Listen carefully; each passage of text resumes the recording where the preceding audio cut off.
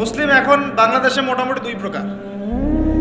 একটা হচ্ছে সুবিধাবাদী মুসলিম, আর একটা হচ্ছে প্রকৃত মুসলিম। সুবিধাবাদী মুসলিম কেমন? নামাজও পড়বো, সুদও খাবো,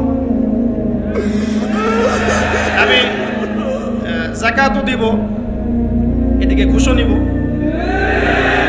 ধরেন যে বছর বছর হজ ওমরা করলাম, আবার অন্যের সম্পদ আত্মসাৎ করছি, মানুষের উপর জুলুম করছি। মানে যে অংশটুকু পালন করতে আমার কোনো সমস্যা নাই, ওই অংশটুকু আমরা পালন করতে কোনো সমস্যা মনে করি না। আর যে অংশগুলো পালন করলে আমার দুনিয়ার ক্ষতি হয়, দুনিয়ার স্বার্থ ক্ষুণ্ণ হয়, সেগুলো আমরা পালন করতে চাই না। এই ধরনের মুসলিমদেরকে কি বলে?